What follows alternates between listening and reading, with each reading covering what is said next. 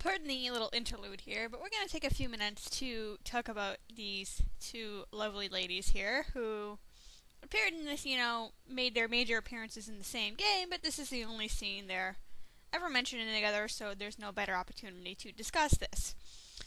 Now, for those of you who have not played the first 4 games in the series, particularly Quest for Glory 4, or have not been already spoiled on the generic plot, yada yada of it, what I'm going to say in the next 15-20 minutes, or however long this takes, is going to contain a lot of heavy spoilers, and a lot of opinionated stuff.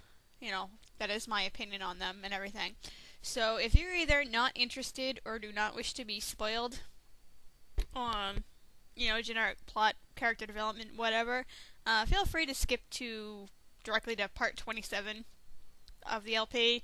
I'm not going to be offended, and you're not going to, if you choose to skip this or for whatever reason, you're not going to miss much in the grand scheme of the LP. There might be a minor reference to this in another episode, but other than that, it's not required for the watching of the actual game.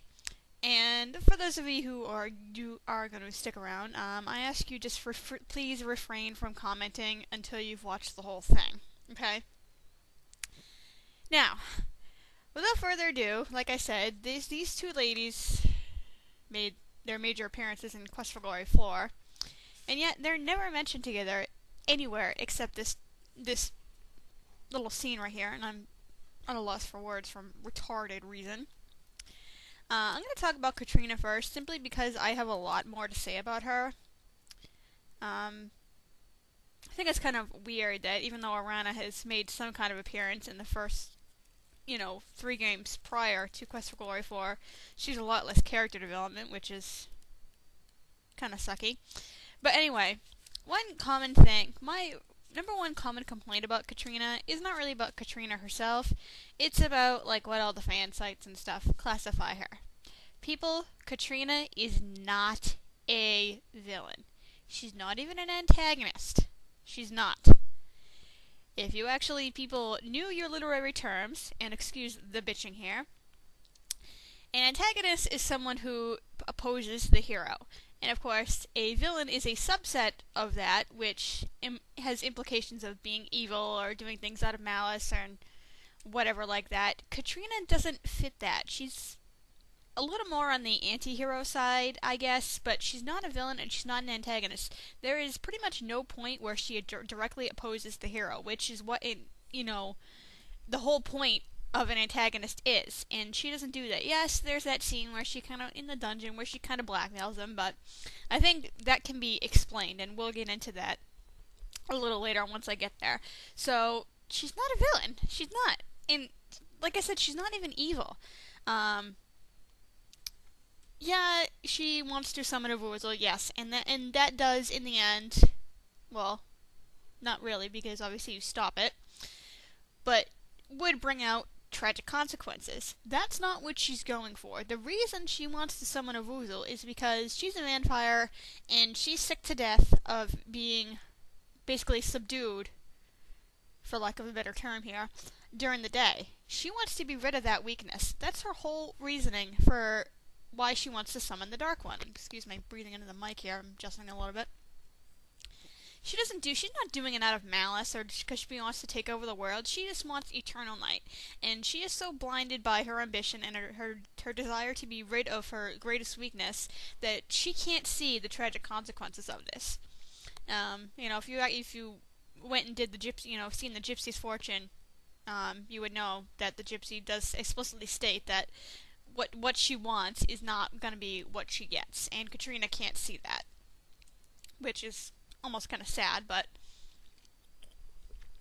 And before anyone says, or is about to say, that no, that's your point of view on it, if you rescue her, and even though this is minor spoilers, she does mention herself that she did not realize, the potential tragic consequences of what she's doing. She does actually explicitly state it, so it's not just me inserting things into it, that's how her character really is. And if you think about her further, her not being evil, the only person who really has anything bad to say about her is Adavis, and he's just a misogynistic asshole who does want to take over the world, so fuck his opinion.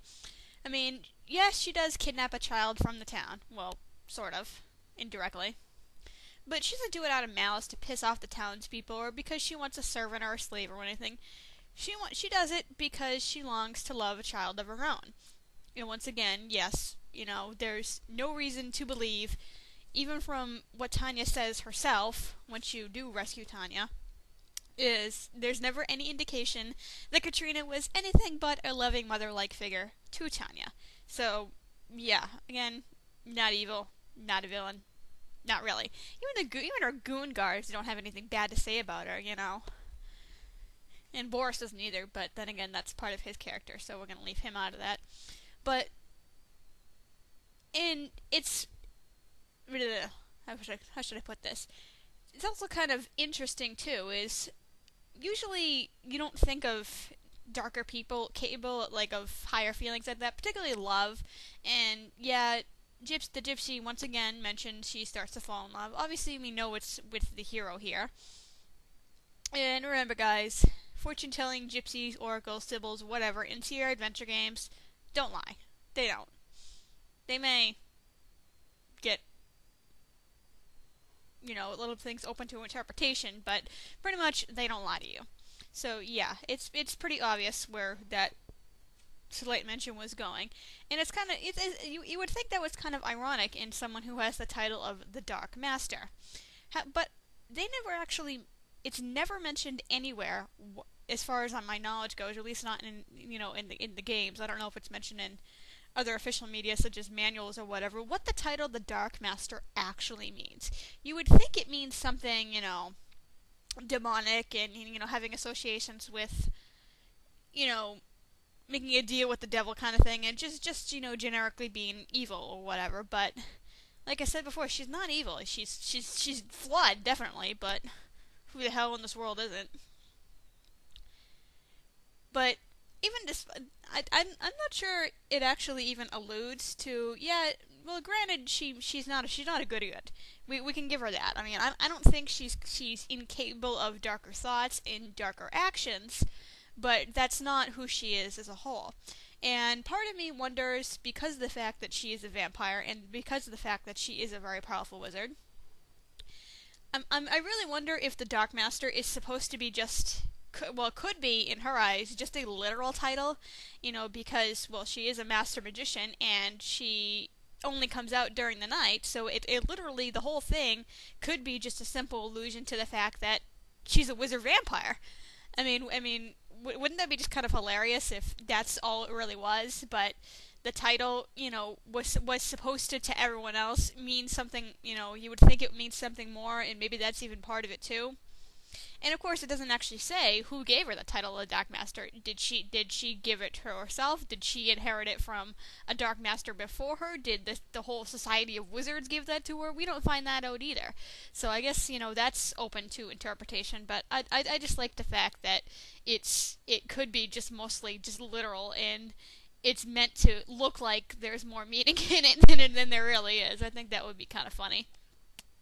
Of course, even despite that, like I said, there will be truth to it, because she is incredibly powerful. I mean, if you've actually played as a magician through Quest for Glory 4, or a wizard, sorry, he's the one who teaches you the frostbite spell, the same little spell that I've been abusing the crap out of. Yeah, she's the one who taught that to you.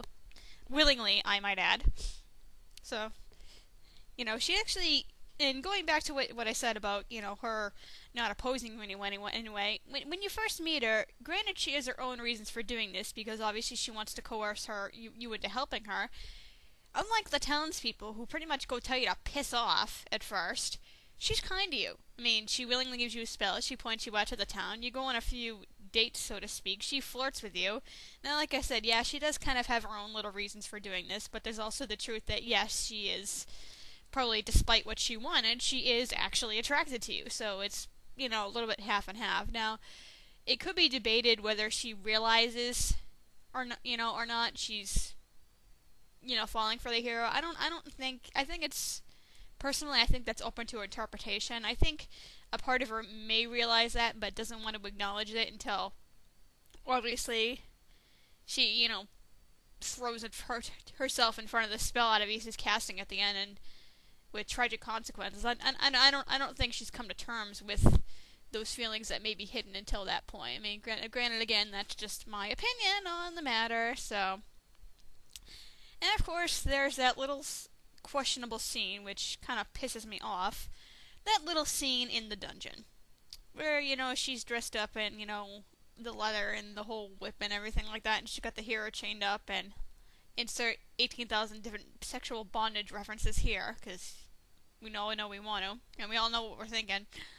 But I think part of her character, and possibly could be related to her title as a Dark Master, is she's the kind of person who is, especially after, when the gypsy mentions her past about, how she overcame, whatever hardship she had in the past by herself, through her own actions. I think part of her character involves being in control of a situation at all times. She's kind of got this little, cunning, intelligent aspect to her. And I think, like, obviously after Adavis captures you and whatever, and you manage to escape and find yourself in Katrina's bedroom, for crying out loud, why the hell was she sleeping next to the goddamn dungeon? I don't know, I never understood that part. But when you open the coffin and you're leaning over her, and then she suddenly wakes up, that's kind of an awkward situation there. I mean, imagine how it feels for her. Okay? Her makeshift child is gone, because you were the asshole and broke in and took her away. Then she finds you breaking into her bedroom and staring down in her coffin. While it's just before sunset, and she's in her weakest state, and unable to do anything. Can you imagine what it'd be just to wake up like that? It's like you could have been seconds away from death. Imagine how terrified you must be, especially after being such a powerful wizard, and then having a great weakness like that, and then to come to find out someone you befriended and actually haven't betrayed. It could be argued that you are, well, not really realizing it, but you are directly betraying her friendship, that she's, bestowed with you. That's a bad choice of words, I know, I'm sorry. And it's like, when she wakes up and sees that, I would be pissed, and I would be frightened too. And obviously, in that case, like I said about, I think part of her character is being in control. That's one situation she didn't count on. She's got no contingency planned for that. So I think she's terrified and is in drastic need to quickly gain hold of control of the situation, which I think explains the whole, trapping him in the dungeon and whipping him. I think she's just asserting her dominance and her control. That basically, in a literal sense, saying, hey bitch, I'm the one in charge here. And, she takes drastic measures to assure that. Especially after what happened. So I think it's kind of over the top. I don't get what's with the crazy hair, because I think it makes her look like a, suddenly just turns her character and makes her look like a villain when she's really not. I don't know if the game intended her to be a villain. The creators intended her to be a villain at that point, but if they did, goddamn, they got their literary terms wrong. I'm sorry, guys. Which, kind of explains why,